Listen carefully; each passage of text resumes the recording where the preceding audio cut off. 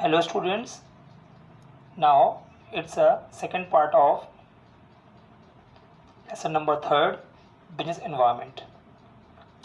The features of new economic policy 1991. There are three major components or elements of new economic policy which was reformed in the year 1991. First is our liberalization, second is privatization, and third is globalization. But in liberalization refers to the end of license, quota, and many more restrictions and controlled which were put on industries before 1991.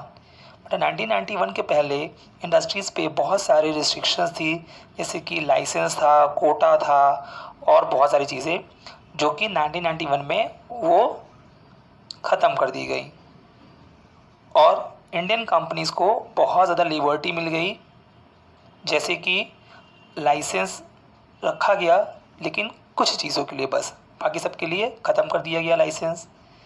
अगर कोई भी business activity को expand करना चाहता था उसके लिए भी कोई रिस्ट्रिक्शन नहीं थी 1991 के बाद से, उसके पहले थी। टैक्स रेट में भी रिडक्शन लाया गया, जो कि कभी भी अननेसेसरी बढ़ाई जाती थी उसको कंट्रोल किया गया। इंपोर्ट और एक्सपोर्ट को भी लिबरल कर दिया गया, थोड़ा आसान कर दिया गया। और यहाँ तक कि बहुत ही सिंपल प्रोसीजर से फॉरेन कैपिटल को भी इंडिया में अट्रैक्ट करने के लिए सिंपल किया, आसान किया गया। और जो भी गुड्स एंड सर्विसेज का मूवमेंट था हमारी कंट्री से अदर कंट्री में, उसके लिए भी फ्रीडम दे दी गई। और गुड्स एंड सर्विसेज की भी प्राइस फिक्स करने के लिए प्राइवेट सेक्टर को फ्रीडम दे दिया गया। ये थे liberalisation. Second is privatisation. Privatisation का मतलब होता है, privatisation refers to giving greater role to private sector and reducing the role of public sector। मतलब एक ऐसी इकोनॉमी जहाँ पर पब्लिक सेक्टर के रोल को कम कर दिया जाए और प्राइवेट को चांस दिया जाए कि वो भी इकोनॉमिक डेवलपमेंट में काम करे, मतलब इंडस्ट्री लगाएं, बिजनेस कर सकें। इसके लिए गवर्नमेंट ने बहुत सारे स्टेप्स उठाए। पहला, disinvestment of public sector. Disinvestment क्या होता है बेटा? When a public company sell a part of their share to private sector, it is known as disinvestment. मतलब जब पब्लिक कंपनी अपना कुछ हिस्सा, कुछ शेयर्स प्राइवेट सेक्टर को सेल कर देती हैं, कुछ हिस्सा अपना शेयर, उसको बोलते हैं डिसइन्वेस्टमेंट।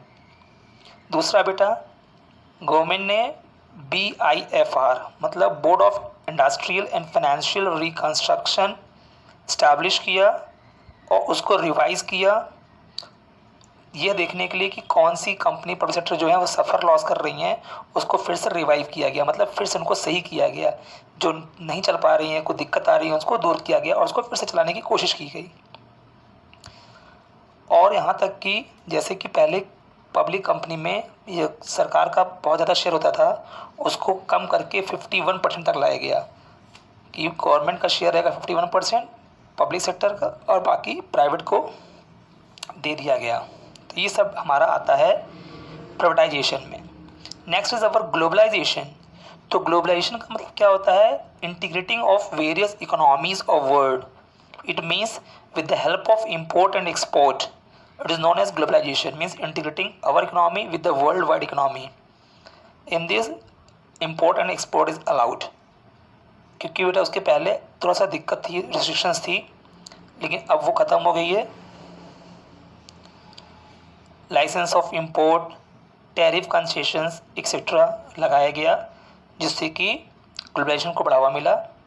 उसमें इंपोर्ट लिबरेशन किया गया, मींस कैपिटल गुड्स को इंपोर्ट करने के लिए जो भी गवर्नमेंट ने लगा रखी थी रिस्ट्रिक्शन, उसको हटा दिया गवर्नमेंट ने। जो आपका फेरा था वो बन गया FEMA, means foreign exchange regulation act था, वो बन गया FEMA, foreign exchange management act. अब वो फॉरेन एक्सचेंज को मैनेज करती थी और भी तरीके बताती थी कि किस तरीके से हम अपने बिजनेस को अच्छे से कर सकते हैं। फिर rationalisation of tariff structure, export duty को ख़त्म कर दिया गया, इंपोर्ट ड्यूटी को कम कर दिया गया। तो ये सारी चीज़ें हमारी आती हैं ग्लोबलाइजेशन में। अब हम जानेंगे, we are going to study about impact of changes in economic policy on the business और effect of liberalisation, privatisation and globalisation. But इसका क्या असर पड़ा? पहला असर पड़ा इसका इंक्रीजिंग कंपटीशन। बट 1991 के पहले ज़्यादातर पब्लिक सेक्टर काम करता था। इसकी वजह से हमारे कंट्री में बहुत ही ज़्यादा सामान या गुड्स सर्विसेज नहीं थी। लेकिन जब से एलपीजी अप्लाई हुआ है तब से फॉरेन कंपनीज़, एमएनसी कंपनीज़ भी यहाँ पे आ गई हैं, जिससे कि बहुत ज़्यादा कंपटीशन बढ़ गया है। जो लोग सर्वाइव कर पाए वो रह पाएँ, और जो सर्वाइव नहीं कर पा रहे थे कंपटीशन को, वो मार्केट से क्विट करके चले गए। एग्जांपल के लिए 1991 के पहले बैंकिंग सेक्टर, इंश्योरेंस, टेलीकम्युनिकेशन में सिर्फ पब्लिक सेक्टर ही की मोनोपोली थी। लेकिन उसके बाद बहुत सारी प्राइवेट कंपनीज़ आ गई, प्राइवेट बैंक आ गए, जैसे एयरलाइन में भी बहुत सारी कंपनी आ गई, टेलीकम्युनिकेशन में आ गई। इसकी वजह से बहुत ज़्यादा कंपटीशन बढ़ गया। सेकंड है मोर डिमांडिंग कस्टमर्स। तो पहले क्या थे, बहुत कम कंपनियां थी, इंडस्ट्रीज़ थी हमारे इंडिया में, तो प्रोडक्शन भी कम होता था, जिससे गुड्स की बहुत कमी होती थी, शॉर्टेज होती थी। लेकिन जब से एलपीजी आया उसके बाद से बहुत सारी कंपनियां आ गईं, तो बहुत सारी इंडस्ट्री होने की वजह से बहुत ज़्यादा प्रोडक्शन बढ़ गया था। अब गुड्स की कोई कमी नहीं थी। पहले प्रोड्यूसर लोग ही मार्केट के किंग होते थे, जो बनाते थे वही बिकता था। लेकिन अब जब बहुत ज़्यादा कंपनी हो गई हैं तो वो लोग, कंपनी वाले भी कस्टमर की डिमांड के हिसाब से चीज़ों को बनाना शुरू कर दिया उन्होंने। Next topic is rapidly changing technological environment. But new economic policy के पहले बहुत ही कम कंपटीशन था, क्योंकि हमारी इकोनॉमी क्लोज इकोनॉमी थी। उस समय ज़्यादा फॉरेन कंट्रीज से हमारा बिजनेस होता था, इसलिए हमारा उनसे कंपटीशन नहीं था। लेकिन न्यू पॉलिसी आने के बाद कंपटीशन बढ़ गया, यहाँ तक कि वर्ल्ड क्लास टेक्नोलॉजी आ गई, जिसकी वजह से हमें पूरे वर्ल्ड से कंपटीशन करना पड़ा, जिसकी वजह से हमें वर्ल्ड क्लास टेक्नोलॉजी में इन्वेस्टमेंट बढ़ गया। हमारा रिसर्च एंड डेवलपमेंट में भी पैसा खर्च ज़्यादा होने लगा। Next is our necessity for change. 1991 के पहले हमारा जो था बहुत ही स्टेबल पॉलिसीज़ थी लंबे समय तक। लेकिन 1991 के बाद उस पॉलिसीज़ को समय समय पे चेंज किया गया, क्योंकि change is the law of nature, इसलिए हमको भी अपनी पॉलिसीज़ चेंज करनी पड़ी। फिफ्थ पॉइंट है need for developing human resources.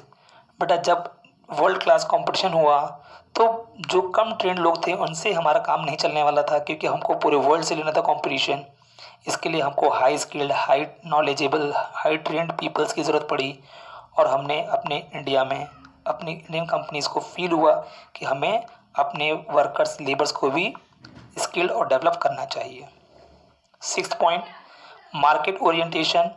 पहले हमारे यहाँ सेलिंग कॉन्सेप्ट था, प्रोड्यूसर जी थे वो ही किंग थे, जो बनाते थे वही बिकता था। लेकिन अब धीरे धीरे क्या हुआ, बहुत सारी कंपनियाँ आने की वजह से अब हमारा बन गया है मार्केटिंग कॉन्सेप्ट आ गया है कि हम प्रोडक्शन करने से पहले प्लानिंग करते हैं, रिसर्च करते हैं, और कस्टमर्स की नीड और वांट्स को पता करते हैं और उसके हिसाब से बनाते हैं गुड्स एंड सर्विसेज।